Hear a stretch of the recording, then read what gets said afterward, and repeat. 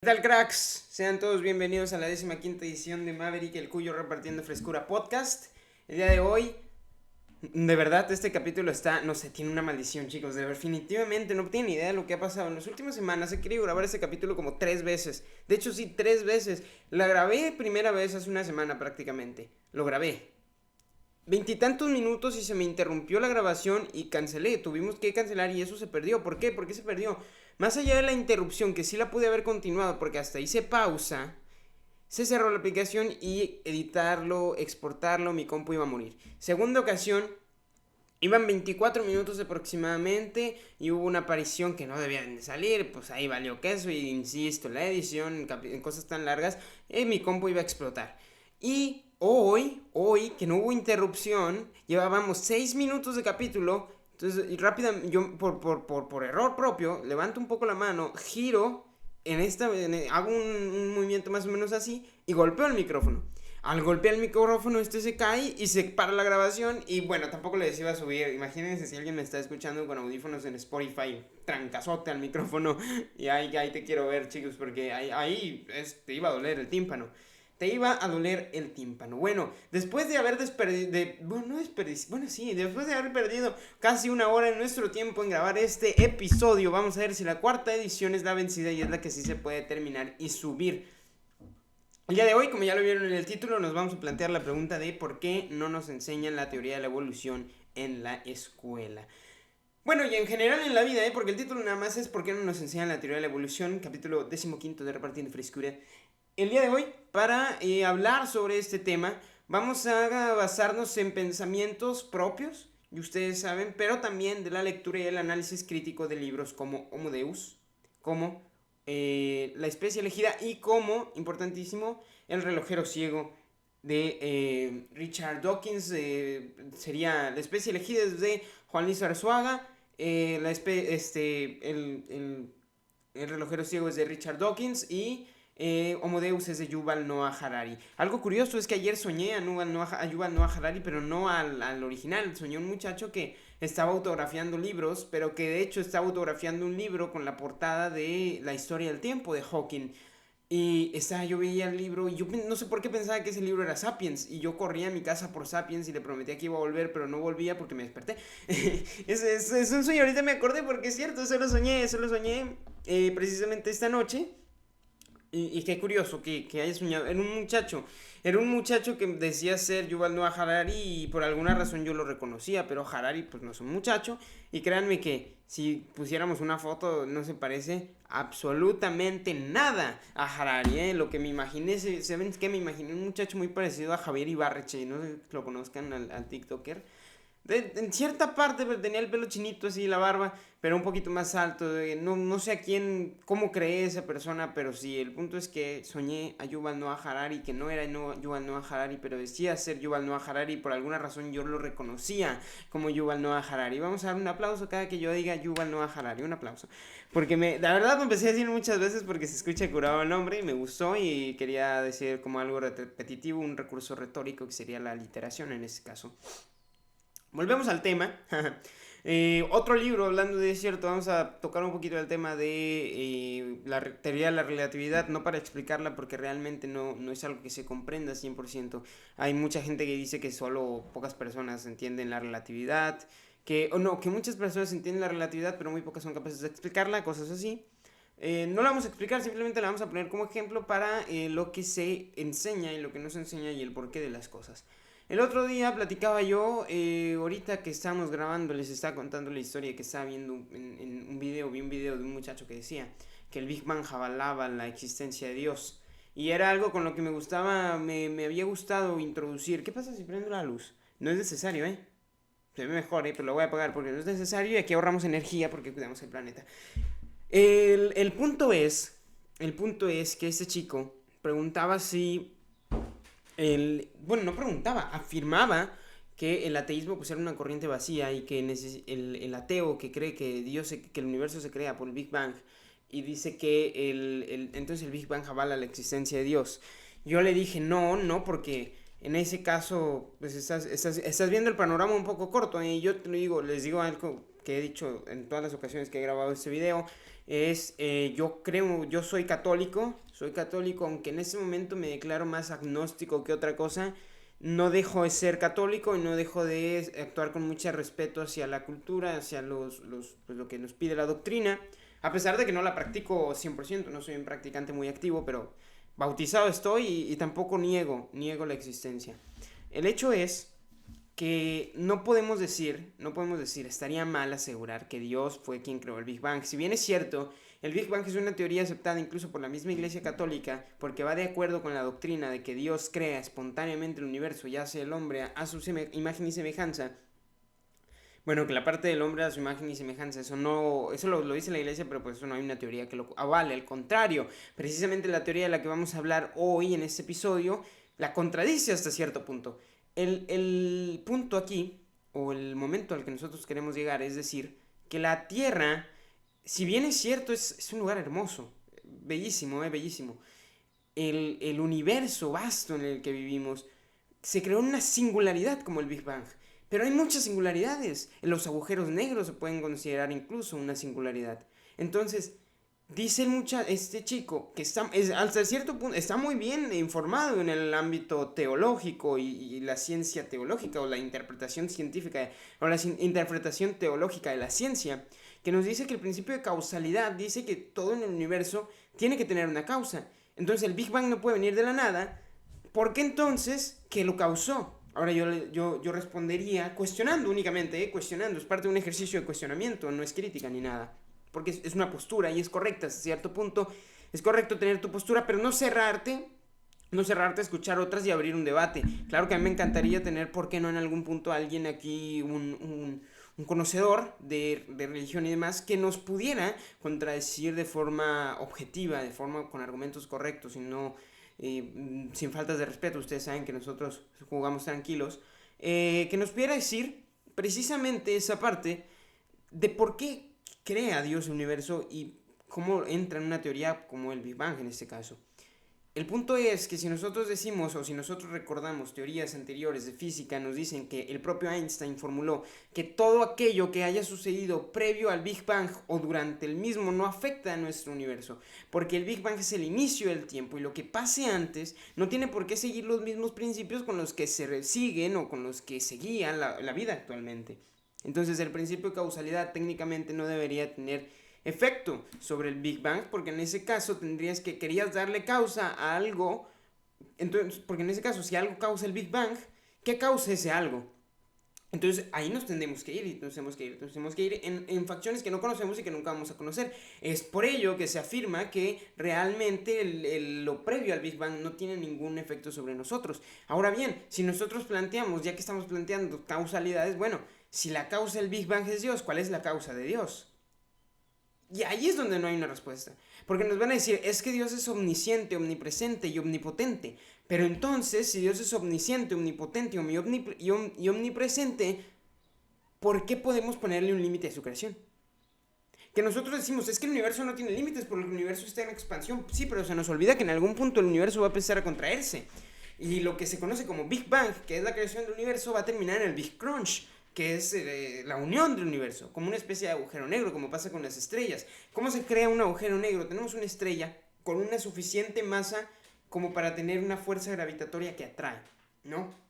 ¿Qué va a pasar? Eventualmente esta masa, esta estrella se queda sin combustible. ¿Qué combustible utilizan las estrellas? Por lo general el hidrógeno.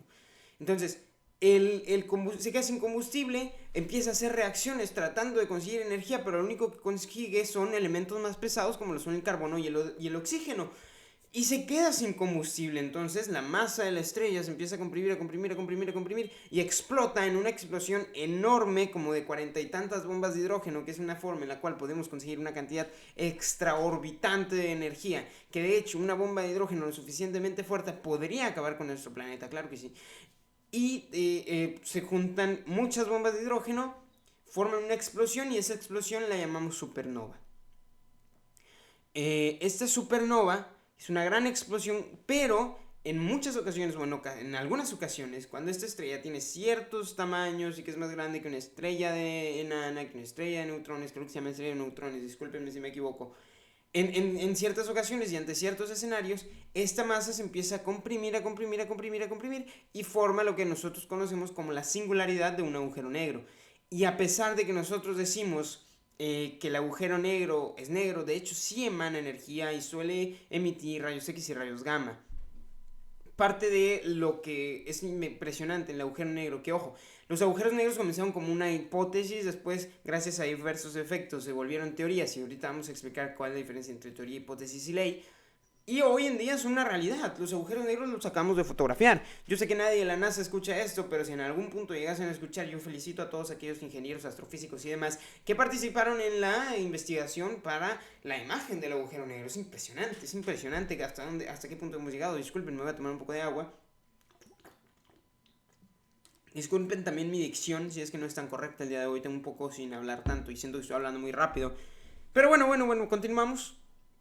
Continuamos, la verdad es que este es un episodio que me causaba mucha intriga y sobre todo tenía muchas ganas de grabar. Tenía muchas ganas de grabar porque hacía rato que no nos juntábamos, hacía rato que no me daba la oportunidad, hacía rato que no estaba tan libre, tan tranquilo. Esta mañana, hoy, o van a ser ya la una, va a ser la una ya. Hoy me levanté 7:30, bajé, desayuné, subí, me hice menos un rato. Hice ejercicio, limpié, hice el aseo machine, para que hubieran visto impresionante. Y les digo, hice ejercicio, me bañé, prendí computadora, prendí cámara y un poco de agua más. Y dije, ¿sabes qué, maní? Vamos a repartir frescura.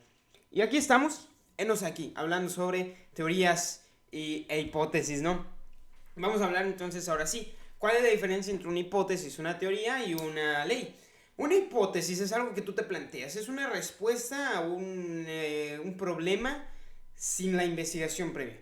Es decir, si tú me dices, ¿por qué la Tierra gira? Mi hipótesis puede ser, bueno, yo ya conozco la respuesta, pero imaginémonos que estamos en el año 1000 y me estás preguntando por qué la Tierra gira. ¿O la Tierra gira? Sí, sí gira. ¿Por qué gira? Gira porque los mares son tan grandes que la fuerza misma de los mares hace que se mueva la pelota. Porque la Tierra es hueca. No sé, no sé, eso es un decir. De tal forma, yo sé que evidentemente no es así, ¿no? Evidentemente no es así, pero es una hipótesis que pude haber yo puesto sin ningún tipo de conocimiento previo. Después, pudiera haber hecho... no sé, no, mejor, miren, voy a cambiarlo para poner un ejemplo. Imaginémonos que hoy somos Aristarco. Aristarco. Hace aproximadamente, digamos, 3000 años en la antigua Grecia. Aristarco, no recuerdo bien en qué años vivió, pero Aristarco fue uno de los descubridores de que efectivamente la Tierra rota y también de que tiene un ángulo de inclinación. Imaginémonos entonces, somos Aristarco. Y a Aristarco le preguntan, oye, ¿por qué hay noche y por qué hay día? Ah, es que la Tierra gira. Esa fue su teoría, la Tierra gira. Ok, pero esa fue la hipótesis de Aristarco. Como hipótesis, Aristarco dijo la Tierra gira. Por eso hay noche y por eso hay día. Por eso a veces el Sol está aquí, por eso está acá, por eso está acá, porque la Tierra gira. El Sol no gira alrededor de la Tierra, sino que la Tierra va girando sobre su propio eje. Y todos nos preguntamos, ok, es una buena hipótesis, Aristarco, pero ¿cómo la compruebas? Lo que hizo Aristarco fue que tomó una tabla y la convirtió en un plano cartesiano.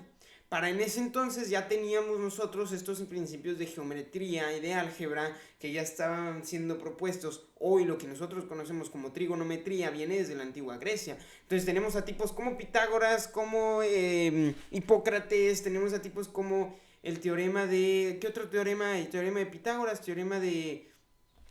se me fue el nombre. Cuando los dos triángulos son iguales pero son semejantes, ¿cómo se llama? Teorema de triángulos semejantes. Es el teorema de... Teorema de Tales. El teorema de Tales. Tenemos el teorema de Tales. Tenemos a todos estos tipos griegos trabajando a máximo poder, tratando de descubrir cosas. Sobre todo basados en ángulos. Todo se basaba en ángulos y ángulos y ángulos. Entonces descubrimos entonces que un círculo tiene 360 grados. El propio Aristarco hace un... ¿Cómo se dice cuando haces? Tabula esto es en un plano cartesiano, en una tabla, y dentro de ella pone un clavito, un tornillo, un palito, lo que sea, ¿no? Y entonces está tabulado, está en coordenadas, y depende de la hora, es hacia donde se va a ir la sombra, y según la sombra, es el ángulo de inclinación de la Tierra. Aristarco llegó a tomar el tiempo de No sé cómo lo contaban, no sé si habrá tenido relojes o qué estaba haciendo, pero fue los que descubrió que la Tierra tarda alrededor de 24 horas en dar la vuelta al Sol. Es algo que ya sabía, pero Aristarco literalmente fue y tomó tiempo entre el atardecer de un día y el atardecer del otro día, dándose cuenta de que había variaciones. Entonces decimos nosotros, ¿por qué no siempre tarda lo mismo? Si la Tierra tiene una velocidad de rotación uniforme, ¿por qué hay diferencias entre un atardecer y el otro? Bueno, era por el ángulo de inclinación de la Tierra. Un experimento que realizó Aristarco con estas tablas y fue tabulando a la 1, tanto, a las 2, tanto, a las 3, tanto, llegando a la conclusión de que a las 12 del día, por lo general el ángulo de inclinación era de 90 grados, es decir, no había prácticamente sombra. Si bien es cierto en algún punto, porque por la ubicación geográfica, a las 12 del día exacta sí pudo haber habido un poco de sombra, realmente en algún punto cercano a esa hora, la sombra debió no haber existido. Yo tuve este experimento y esta comprobación, lo llevé a una feria de ciencias, los experimentos de Aristarco en secundaria, y en efecto, a nosotros el ángulo cero, el ángulo de los 90 grados, cuando no había absolutamente nada de sombra, precisamente porque estaba en 90 grados aquí, solía variar, teníamos que estar entre 10 y 15 minutos, a veces hasta 20, 30, entre 11:45 y 12:15, siempre estaba por ahí. Pero igual les digo, había días que no los conseguíamos, había días en los que variaba un poco más, sobre todo porque nosotros no estamos ni en el Ecuador, ni en los meridianos, ni en los polos, no, perdón, ni en sí, en los meridianos y en los polos, nosotros estamos en un trópico. De hecho, precisamente por donde yo vivo pasa el trópico de Cáncer, si tú sales a carretera hay una bolota que dice, por aquí pasa el trópico de Cáncer. Y en efecto, por aquí pasa el trópico de Cáncer. Entonces, esto nos da climas tropicales, nos da que el suelo se facilite para la agricultura. Somos una de las partes más al norte de Mesoamérica, precisamente por aquí comienza Mesoamérica. Y lo que acontece entonces es que ya tenemos que nuestra hipótesis es algo que se nos ocurre, es algo que nos viene a la mente, es una respuesta rápida a una pregunta, y que nuestra teoría es esta hipótesis comprobada, es esta hipótesis con un complemento, con una investigación detrás. Es una cosa que tú puedes formular porque dices, mi teoría era correcta, la Tierra gira. Y la Tierra gira y tiene ángulos de inclinación, y tiene ángulos de inclinación por esto y por esto y por esto. Y los experimentos que comprueban mi experimento, los experimentos que comprueban mi hipótesis son estos, y los resultados son estos, y las conclusiones son estas y estas. Y gracias a estas conclusiones yo puedo formular una teoría. Mi teoría es esta. Entonces, ¿cuál es la diferencia entre teoría y ley? Si una teoría, me estás diciendo entonces, Manny, escúchame bien, si me estás diciendo que una teoría ya está comprobada, algo así, porque una teoría debe tener las suficientes herramientas como para ser marcadas precisamente como teoría. Pero también algo claro que tienen que hacer es dos cosas. La primera, explicar fenómenos del pasado.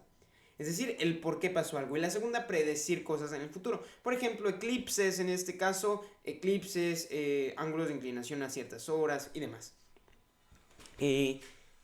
Después, la ley es algo que no solo tiene predicción, no solo tiene explicación, sino que también tiene prueba. Una prueba viva. Como las leyes de Newton. ¿Por qué es ley de Newton? La ley de Newton nos dice que a cada acción corresponde una reacción en el mismo sentido, con la misma magnitud pero en sentido contrario. Y claro que se puede comprobar. La teoría es, mi teoría es, si yo aviento, si yo le pego a esta cosita hacia allá, pues va a ejercer una reacción de la misma magnitud pero en sentido contrario. Entonces, si yo lo aviento hacia allá, evidentemente la fuerza mi fuerza está dirigida hacia la izquierda, la fuerza de él se va a dirigir hacia la derecha, pero como mi fuerza es más grande, va a salir volando. Esa es mi hipótesis. Mi teoría es sacar mis matemáticas, empezar a sacar las leyes de la segunda ley de Newton. Empezar de velocidad por tiempo, no me acuerdo cuáles son las fórmulas, esa sería mi teoría. Y la ley sería la conclusión después de la experimentación propia de la teoría. ¿Por qué? Porque hay un fundamento matemático, porque hay un experimento, porque hay una predicción, porque hay una explicación y número 1, hay una prueba física, tangible de ello. ¿Por qué la teoría de la evolución entonces es teoría y no ley? Hay mucha gente que dice, es que la evolución es una teoría, no está comprobada. Claro que está comprobada porque es precisamente lo que estamos diciendo. La teoría tiene su fundamento teórico. Precisamente por eso se llama teoría, porque existe un fundamento, existe experimentación, existen resultados, existen predicciones, existen cosas que marcan que no únicamente es una idea que se le ocurrió a un loquito, es algo que tiene un fundamento científico que existe detrás de ella. La teoría de la evolución no es una ley, porque para que la evolución tenga lugar tienen que pasar muchísimos años, años que no hemos visto, años que no hemos vivido y años que no tenemos estudiándolos. Podemos estudiar fenómenos y aquí sí podemos poner leyes como la ley de la especiación, la ley de la selección utilitaria, la ley de la selección sexual, la ley de la selección natural hasta cierto punto. Podemos hablar de ellos, porque es diferente. El proceso de especiación es un tipo de evolución, pero no es evolución en sí. La especiación es el cambio de una especie para adaptarse a ciertos cambios propios de su ecosistema. Si nosotros tenemos un conejo blanco y de la nada hay una erupción volcánica que cubre todo de negro, aquel conejo que salga negrito, pues va a sobrevivir más. Y ese conejo va a empezar a crecer, y haciendo que la mayoría de los conejos ahora sean negros. Y si no son negros, van a empezar a cambiar, y eso es una especiación. Especiación es, por ejemplo, aquel proceso que tienen las liebres en invierno, sobre todo en regiones cercanas a los polos. Las liebres en verano, en primavera, son cafecitas, y conforme va llegando el invierno, su pelaje, hacen una muda de pelaje y les sale blanco, hacen otra muda de pelaje y les sale cafecito ya que se acaba el invierno. Son puntos de tanto de evolución como de especiación como de adaptación. ¿Y por qué entonces Richard Dawkins nos dice, por ejemplo, que hay muchas cosas que también son una teoría? Hasta cierto punto la gravedad es una teoría, y si la quieres probar, no, pero no dudas de ella, ¿o sí? Porque si la quieres probar, vas, te avientas de un balcón y pues, la teoría de la gravedad es correcta porque está la gravedad. La teoría de la evolución se ejerce bajo principios muy similares. El punto es que nosotros podemos estudiar en las escuelas, en las calles, en los cines, en donde tú quieras. Nosotros podemos hablar y ser hablados acerca de teorías como la de la relatividad. La teoría de la relatividad nos plantea cosas impresionantes. Nos dice que nada puede viajar a la velocidad de la luz, porque la velocidad de la luz es un ente superior y que de alcanzarlo entonces la luz se volvería infinita, iluminando todo el universo y causando muchos problemas. Nos habla de que no se puede alcanzar esas velocidades, pero que de alcanzárselas, o de que mientras más cerca viajes a ello, el tiempo debe también pasar más lento, y que todo es relativo, que cada quien tiene como su propio reloj. Estamos hablando de muchos factores que pueden cambiar toda nuestra forma de ver el universo, y que aún así no encajan con la teoría de la mecánica cuántica. Mecánica cuántica que después se divide ¿cómo se llama? En superposición cuántica, se divide en la, se llama asertividad, no, ay, se me fue la palabra otra vez, se parece como síncrono, no, es como, es precisamente, lo hablan en The Big Bang Theory, es muy similar, es física cuántica. Al final de cuentas, el reino de la cuántica es enorme. Existen muchas ramas en la mecánica cuántica, la principal de ellas, ahí la mecánica cuántica, propuestas por Schrödinger, Heisenberg, muchos científicos y físicos, sobre todo de la mitad del siglo anterior. Entonces nos hablan de la teoría de la relatividad, nos pueden hablar de teorías de mecánica cuántica, nos pueden hablar de superposición cuántica, nos puedes hablar de viajes en el tiempo, nos puedes hablar de muchas cosas que realmente sí son aceptadas. ¿Por qué? Porque no modifican la forma en la que vemos el universo. Nos hablan de relatividad cuántica, y para una persona normal, ¿a qué le importa la teoría de la relatividad? O sea, siendo objetivos, la ciencia es lo más bonito del mundo. Yo les comentaba en mi último día de clases a mis compañeros del área, les dije, la ciencia es lo más bonito, la ciencia es lo mejor que ha hecho el ser humano. Todo el mundo debería tener un interés en la ciencia, porque todo el mundo tiene interés, o tiene la capacidad de ser un gran científico. Es como la frase de Ratatouille: todo el mundo puede cocinar. Yo digo que todo el mundo puede hacer ciencia. Yo digo que todo el mundo puede leer ciencia. Yo digo que todo el mundo puede expresarse como un científico, que todo el mundo puede estudiar, y que incluso si estudias algo que parece no estar relacionado a la ciencia, que encuentres la ciencia dentro de tu área, porque la ciencia es realmente la razón de que estamos, es la respuesta que existe para los problemas, es la solución que plantea el universo, es la solución humana para respuestas universales que de alguna u otra forma tenemos que entender a base de números, a base de teorías, a base de explicaciones, a base de ramificaciones, a base de procedimientos exactos, como lo es el método científico. Pero es lo más bonito que hemos hecho. es todo lo que hemos creado como humanidad. Me estás hablando de la rueda, me estás hablando del fuego, me estás hablando de los carros, me estás hablando de la electricidad. No, el mayor invento del ser humano es la ciencia y todo lo que decide, todo lo que creamos es un descendiente de ella. Y existen, hasta como yo lo veo, tres ciencias claves. Tres ciencias claves que pueden cambiar la forma en la cual vemos el mundo, pero que ya descubrieron todo lo que realmente va a afectar nuestra vida cotidiana. Las ciencias claves para mí son la física, la química y la biología. La química ha tenido momentos impresionantes. Leyes como la ley de los gases, leyes como la de Boyle-Marriott, creo que sí, leyes como la de Gay-Lussac, leyes como la de la conservación de la materia, Lavoisier, tienen leyes, infinitas leyes, soluciones en la teoría para la creación de la vida en la Tierra, cómo hubo reacciones al inicio de los tiempos. Química es impresionante. Pero realmente lo que hoy la química en investigación nos puede decir no va a afectar mucho cómo vemos la vida cotidiana. Puede haber cambios, sí. En estructuras moleculares puede haber cambios, sí. En cosas más pequeñas cada vez y más específicas que realmente no van a modificar cómo vemos el mundo. Como en algún punto modificaron la teoría, yo qué sé, la teoría de Boyle que modificó la teoría de los gases, por ejemplo, que modificó nuestra vida porque pudimos ser capaces de utilizar los gases de forma distinta. Y hoy, pues todo el mundo en su casa tiene gas, tiene boiler, incluso vemos globos aerostáticos. Todo ese tipo de cosas en su momento cambiaron el mundo. Pero realmente hoy en día el potencial de la ciencia en general no es mucho. El potencial que tiene la biología hoy en día, por ejemplo, la biología como ciencia en investigación de cambiar cómo vemos el mundo, muy difícil, muy difícil. ¿Por qué? Porque la célula siempre va a ser la unidad de vida. Porque hoy en día, por más de que tratemos de encontrar cosas más pequeñas en biología, ya no hay.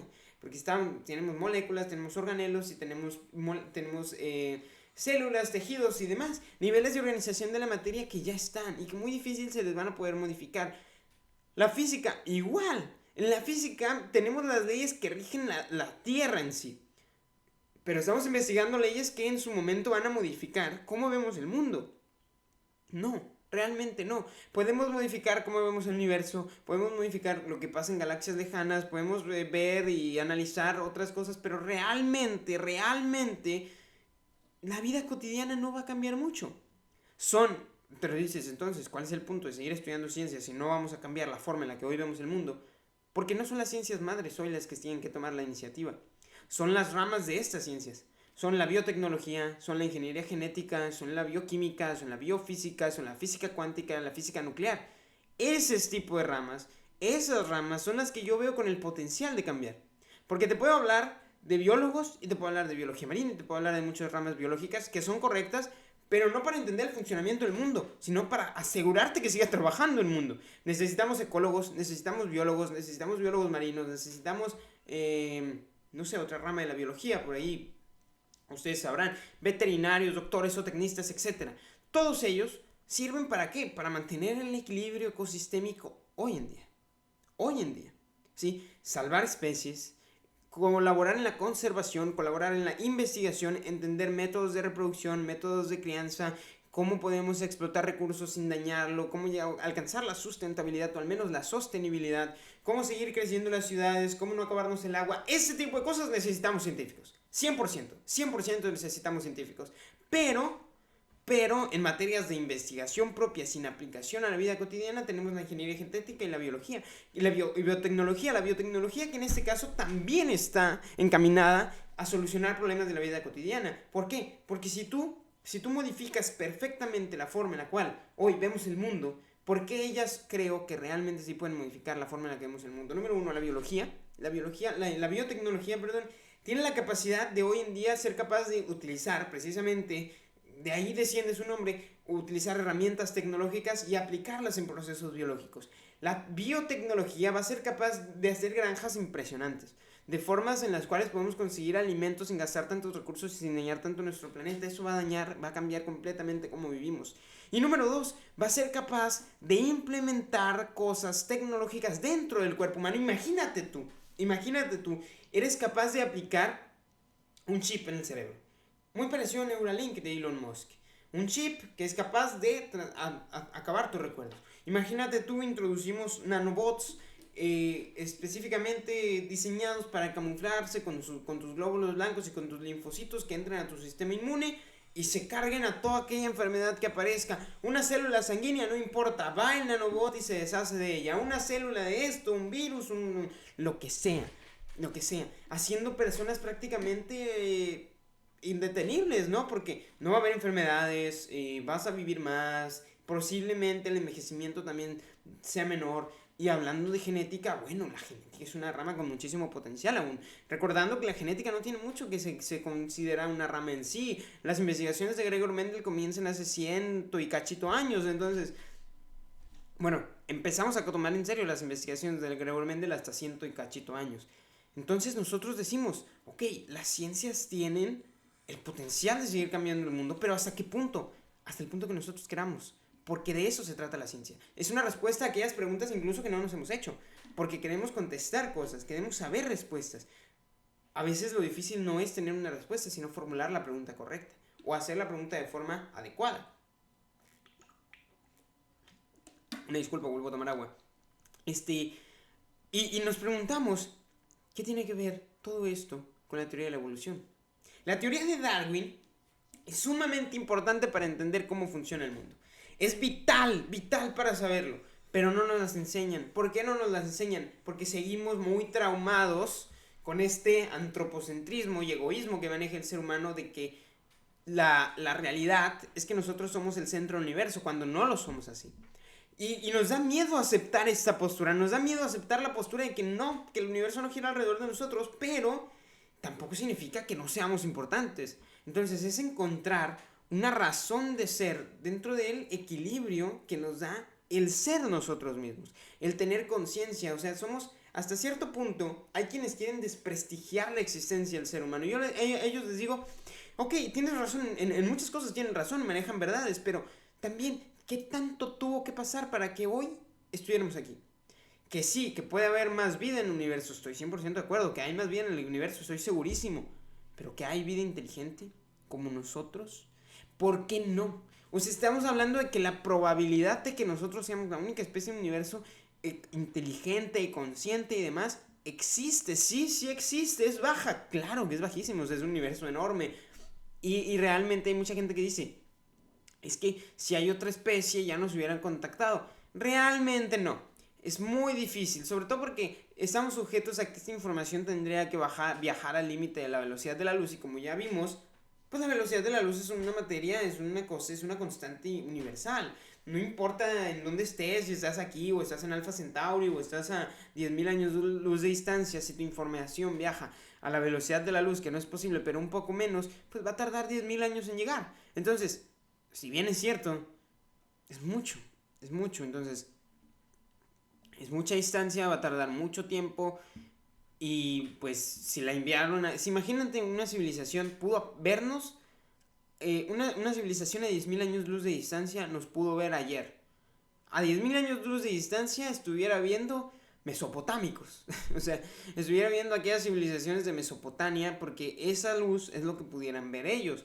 Ahora, nos envían un mensaje dirigido a esas personas de Mesopotamia y nos va a llegar en 10.000 años. 10.000 años en los que no creo que sigamos aquí, porque como la veo yo las cosas, va a ser muy complicado y por más de que hemos enviado sondas nosotros al espacio y demás, ¿realmente qué tan posible es? ¿Realmente qué tan factible es que entablemos conversación con otra especie inteligente? Es muy complicado.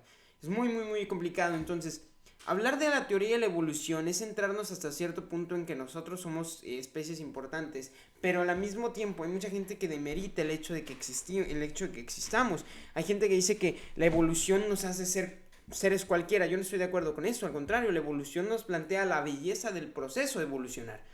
Lo dice Juan Luis Arzuaga en su libro La especie elegida. No existe una especie elegida porque todas las especies han tenido el mismo bello y largo proceso y complejo proceso de evolucionar. El hecho de que nosotros hayamos desarrollado más otras cosas y hayamos sido capaces de incluso imponernos ante esas especies no significa nada, no significa que nosotros seamos la especie elegida, simplemente tuvimos un proceso distinto y si lo quieres ver así, tuvimos más suerte. Entonces tenemos un miedo a no ser especiales. Tenemos un miedo a que en efecto la teoría de la evolución sea correcta. No nos enseñan la teoría de la evolución porque estamos muy apegados a la religión, una religión que también teme que no seamos creados por un Dios.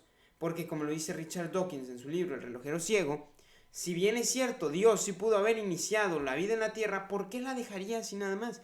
¿Por qué no decidiría ser arbitraria, ser uniforme? La dejó ser a la evolución. Y si supongamos que la guió, ¿por qué la guió en ese camino? O sea, ¿cuál es el punto de no pudo haber sido guiada? Porque la evolución y la teoría del neodarwinismo, la que apoyo yo y la que apoyan la mayoría de los científicos, es fácil. La evolución no es más que cambios acumulativos en el genotipo que posteriormente van a ser expresados en el fenotipo. El genotipo son tu cadena de ADN y el fenotipo eres tú.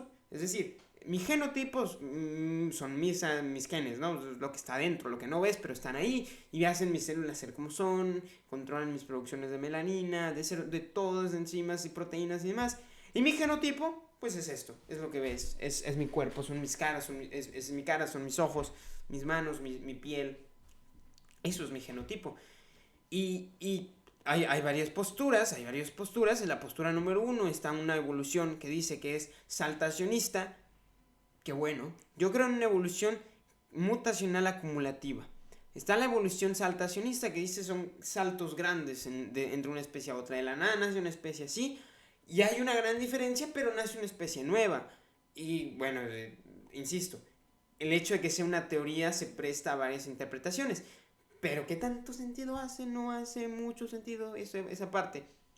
Está la teoría mutacional, que es de que el ADN muta y eventualmente pues, muta completamente diferente, muta en un salto.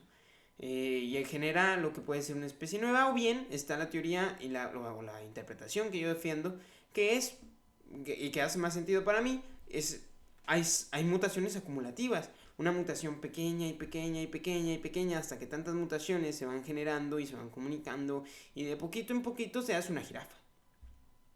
Es un decir, existía hace mucho la escuela de Lamarck, la interpretación de Lamarck de la evolución, que mucha gente hasta la fecha, mucha gente no entiende la evolución y cree que la teoría de la evolución es como la de Charles Lamarck.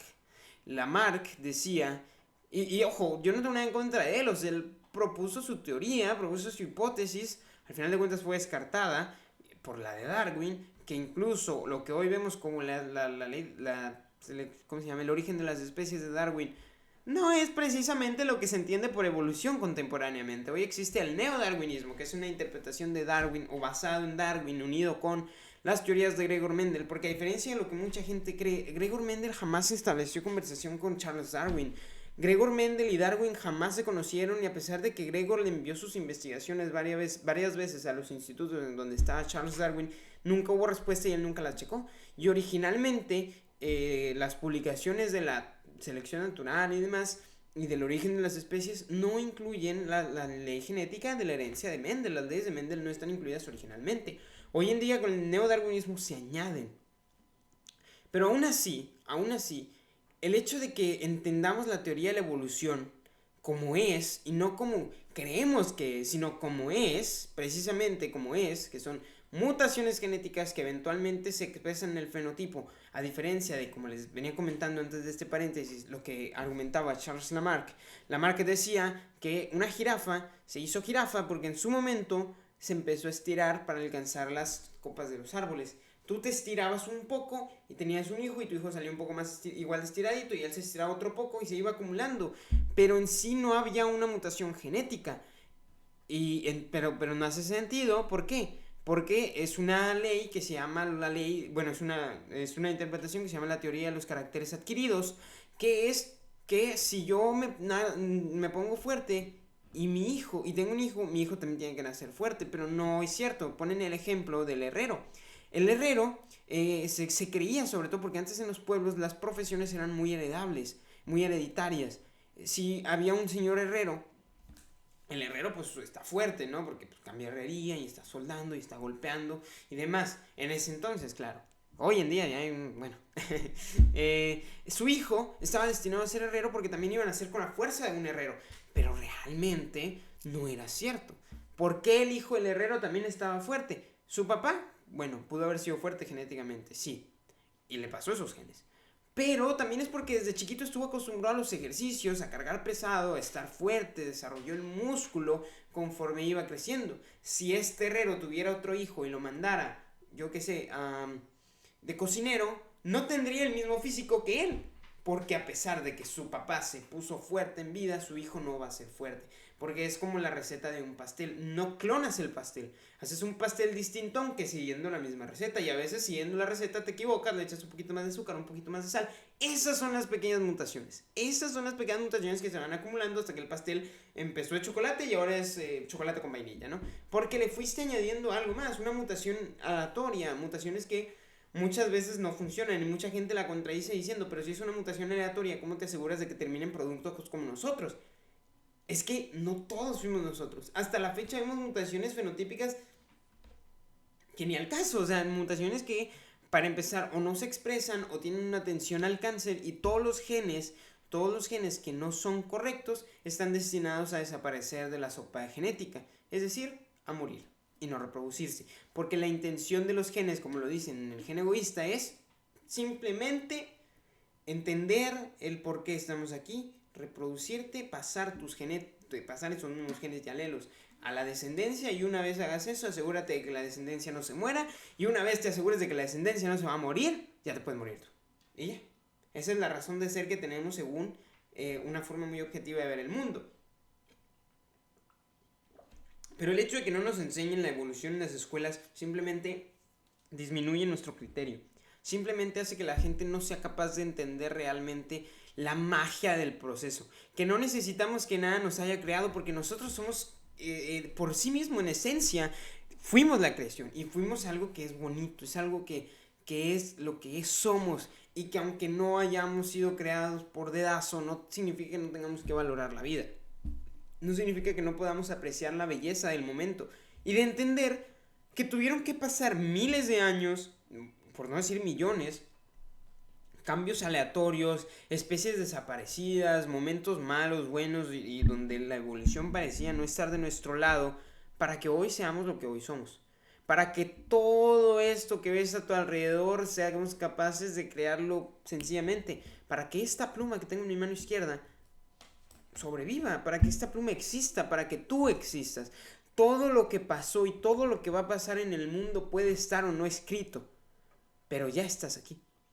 Valora entonces, esa es la invitación del día de hoy. No nos enseñan la teoría de la evolución porque se quieren cerrar a una verdad. No te cierres a la verdad. Investiga, sé curioso y pregúntate el porqué de todo. Lo vimos en podcasts anteriores. No existen preguntas tontas. Pregúntate el porqué, investiga y basa siempre tus creencias y tus pensamientos y tus comentarios en ideas científicas, en ideas avaladas, y ten ese pensamiento crítico para decir, ok, esto puede estar argumentado de esta forma y lo entiendo, pero sigue sin quedarme claro, y entonces comienzas tú tu propia investigación, y dentro de esa investigación y de esa magia que tienes acerca del hablar, acerca del creer, acerca de leer, de investigar, encontrarás respuestas y te convertirás en lo que más quieres ser. Insisto, todo el mundo debería ser científico. Necesitamos un mundo más científico, un mundo que cree en la ciencia, un mundo que comparta los ideales, un mundo que crea en gente como Nikolai Vavilov, como Gregor Mendel, como Charles Darwin, como Albert Einstein.